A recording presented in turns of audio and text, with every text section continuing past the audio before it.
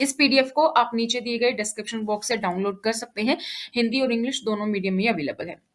जानेंगे यानी कि कंपोनेंट्स ऑफ फूड, यहाँ पे हम डिटेल में जानेंगे। जो हम सुनते हैं प्रोटीन, कार्बोहाइड्रेट्स, वसा, विटामिन, उन सब चीजों के बारे में हम यहाँ पर जानने वाले हैं।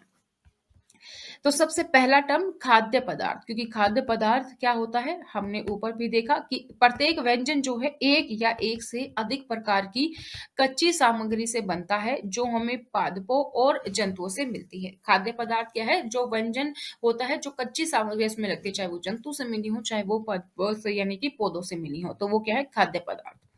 अब टर्म है नेक्स्ट, पोषक। तो वो तत्व जो हमें वृद्धि और कार्य करने के लिए ऊर्जा देते हैं उन्हें हम कहते हैं पोषक। ठीक है। तो जब हम खाना खाते हैं उससे क्या मिलता है, हमारी वृद्धि होती है, कार्य करने के लिए हमें एनर्जी मिलती है, ऊर्जा मिलती है, तो ये है क्या है, पोषक है। और पोषक तत्व हम किसे कहते हैं, कार्बोहाइड्रेट्स, प्रोटीन, वसा, विटामिन या खनिज लवण, ये सब क्या होते हैं, पोषक तत्व होते हैं। तो जो भी हम खाना खाते हैं और उससे हमें वृद्धि और एनर्जी मिलती है, वो तो है कि हमें पोषक मिल रहा है। लेकिन उस खाने में ऐसे कौन से तत्व हैं जिससे हमें पोषक मिलता है, वो हमारे पोषक तत्व हैं, जैसे कार्बोहाइड्रेट्स, प्रोटीन, वसा, विटामिन, फाइबर्स, खनिज लवण, ये सब चीजें। अब आगे देखते हैं। तो भोजन में जो विभिन्न पोषक तत्वों के परीक्षण है उसके लिए आप कैसे कर सकते हैं, हमारे भोजन में पाए जाने वाले कार्बोहाइड्रेट्स स्टार्च और चीनी के रूप में होते हैं। तो कार्बोहाइड्रेट्स किस रूप में होगा, स्टार्च के रूप में होगा, और चीनी के रूप में होगा।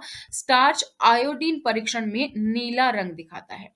आयोडीन परीक्षण अगर आप करेंगे स्टार्च का तो वो नीला रंग हो जाएगा। प्रोटीन के लिए अगर आप टेस्ट करते हैं तो copper sulphate plus caustic soda क्या हो जाएगा, ये बैंगनी रंग हो जाएगा। और अगर आप फैट यानी कि वसा के लिए टेस्ट करते हैं तो कागज पर आपको तैलीय धब्बे लपेटे हुए मिलेंगे। उदाहरण के तौर पर आप बाहर मार्केट में समोसे पकोड़े खाते हैं, तो आप जब भी लेते हैं अगर आपने बाहर रेडी पर खाए तो वो न्यूज़पेपर देते हैं और न्यूज़पेपर पूरा क्या हो जाता है, तैलीय हो जाता है, ऑयली हो जाता है, तो वो क्या है, फैट है। या आप कहीं बाहर भी खा रहे हैं तो आप क्या करते हैं, टिश्यू लेके ऐसे टैप टैप करते हैं तो वो ऑयली हो जाता है, तो वो क्या है, फैट है। ये कुछ टेस्ट हैं जो आपको याद रखने हैं, ये आपके कॉम्पिटिटिव एग्जाम में पूछे जा सकते हैं कि अगर आप प्रोटीन के लिए टेस्ट करेंगे तो कौन सा कलर होगा, फैट के लिए टेस्ट करेंगे तो क्या होगा, तो ये भी आपको याद रखने जरूरी है। अब है विभिन्न पोषक तत्व हमारे शरीर के लिए क्या करते हैं, ये मैंने यहाँ पर पूरा शॉर्ट में बनाया है, तो आप यहाँ पे बहुत ही अच्छे से इसको रिविजन कर सकते हैं। कार्बोहाइड्रेट से हमें क्या मिलती है, ऊर्जा मिलती है, और मुख्य स्रोत क्या है, चावल है। वसा से हमें क्या मिलती है, ऊर्जा। अब वसा से भी ऊर्जा मिलती है, कार्बोहाइड्रेट से भी ऊर्जा मिलती है, तो वसा कार्बोहाइड्रेट से अधिक ऊर्जा प्रदान करती है, ये भी आपको पता होनी चाहिए।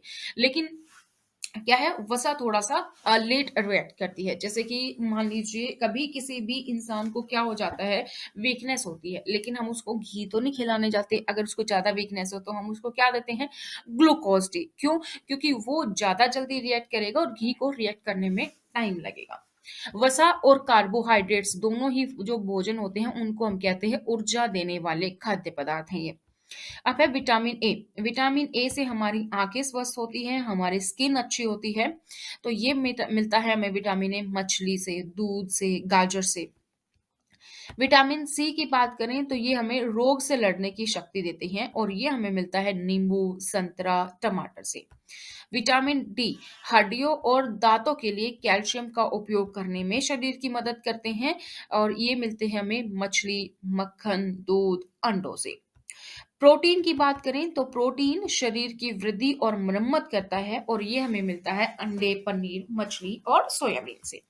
अब यहाँ तक अगर आप देखेंगे तो एक तरीके से आपका चैप्टर मैंने यहाँ पर कंप्लीट कर दिया है, यहाँ पर हो गया है कंप्लीट, अगर आप शॉर्टकट में बहुत ही अच्छे से इसको याद रखना चाहते हैं। अब ये जो हमने शॉर्टकट में लिखा है इसी को मैंने आप लोग के लिए नीचे डिटेल फॉर्म में लिखा है, ताकि आपको ये ना लगे कि चैप्टर इतना छोटा है। तो यहाँ पे आप देख सकते हैं कार्बोहाइड्रेट्स, हमारे भोजन में पाए जाने वाले मुख्य कार्बोहाइड्रेट्स कौन कौन से होते हैं, मंड होता है और शर्करा होता है। कार्बोहाइड्रेट से हमें क्या मिलता है, ऊर्जा मिलती है। स्रोत क्या है, चावल है, उसके साथ ही गेहूं है, आलू है, शकरकंदी है, मक्का, पपीता, ये सब क्या है, कार्बोहाइड्रेट्स के स्रोत है। इसी तरीके से हम बात करें प्रोटीन की, तो प्रोटीन का अगर आप टेस्ट करते हैं तो आपको कौन सा कलर मिलेगा, बैंगनी रंग मिलेगा। तो बैंगनी रंग खाद्य पदार्थ में प्रोटीन की उपस्थिति दर्शाता है। प्रोटीन किस लिए आवश्यकता है, शरीर की वृद्धि और स्वस्थ रहने के लिए।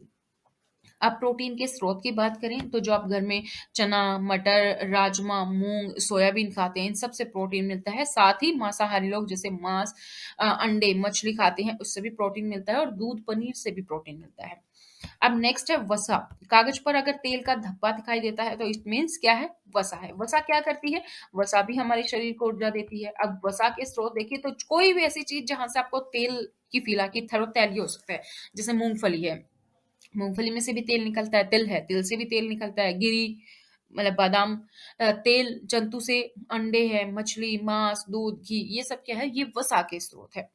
आगे हम देखते हैं विटामिन के बारे में। तो विटामिन कई प्रकार के होते हैं, इनको आप अलग अलग नाम से जानते हैं, vitamin A, B, C, D, E, K, इस तरीके से आप जानते हैं।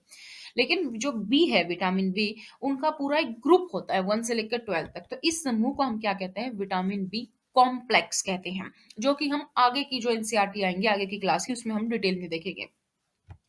हमारे शरीर में अल्प मात्रा में इसकी आवश्यकता होती है। अब आप में से बहुत सारे लोग ऐसे हो सकते हैं जिनको लगेगा कि यहाँ पे जो मैंने लिखा है या जो हम पढ़ा रहे हैं, उस टॉपिक में और सारी चीजें होनी चाहिए थी, जैसे कि विटामिन, विटामिन के बारे में और कुछ बहुत सारी चीजें होनी चाहिए थी, किसको क्या बोलते हैं, कौन सा रोग होता है, क्या चीजें। तो आप ये समझ के चले कि ये हम 6 क्लास की एनसीईआरटी कर रहे हैं, तो जैसे जैसे एनसीईआरटी की क्लासेस बढ़ती जाएंगी, उसी उसी तरीके से उस टॉपिक पर एलिब्रेशन भी बढ़ती जाएगी, उस पर डिस्कशन भी बढ़ता जाएगा, तो वो उसके अकॉर्डिंग ही होगा। यहाँ पे मैंने सिर्फ उतना ही आप लोग को बताया जो कि क्लास 6 की एनसीईआरटी में है। अब विटामिन ए क्या करता है? विटामिन ए हमारी त्वचा और आंखों को स्वस्थ रखता है। विटामिन सी रोगों से लड़ने में हमारी सहायता करता है। विटामिन डी हमारी अस्थियों और दांतों के लिए कैल्शियम का उपयोग करने में हमारे शरीर की सहायता करता है। और विटामिन डी हमें कहाँ से मिलता है? सनलाइट से, सूर्य के प्रकाश से। आगे है खनिज लवण। खनिज लवण क्या करता है? हमारी शरीर के उचित विकास करता है और अच्छे स्वास्थ्य के लिए खनिज लवण की आवश्यकता होती है, जैसे कि खनिज लवण आयोडीन, आयोडीन यानी कि नमक में मिलता है आयोडीन। अदरक है, ठीक है। फास्फोरस में दूध, केला, गेहूं है। लोहे के स्रोत में पालक है, सेब है, यकृत है। कैल्शियम मिलता है दूध, अंडे से। तो ये सब क्या है? ये हमारे खनिज लवण है। आगे हम बात करते हैं रुक्षांश की। रुक्षांश क्या होते हैं?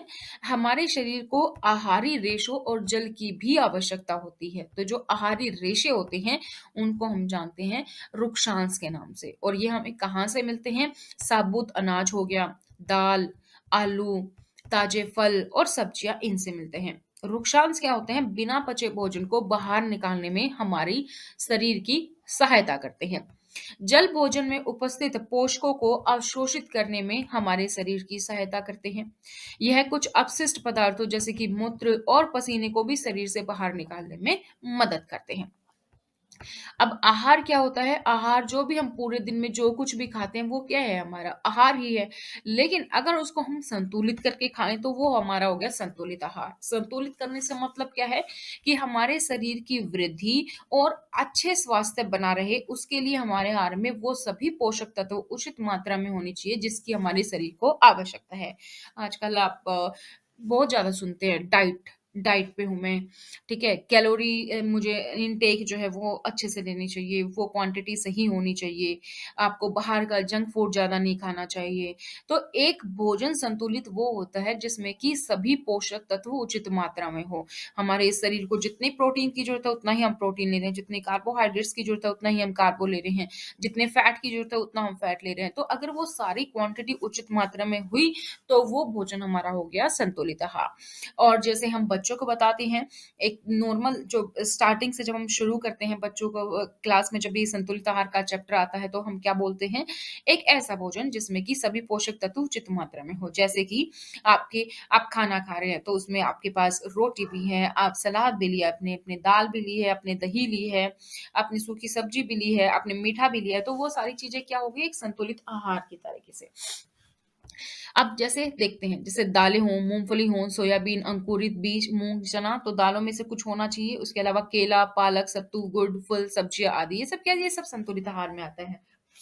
अब यहाँ पे एक टेबल दी गई है जो आप यहाँ पर कर लेंगे, देख लेंगे।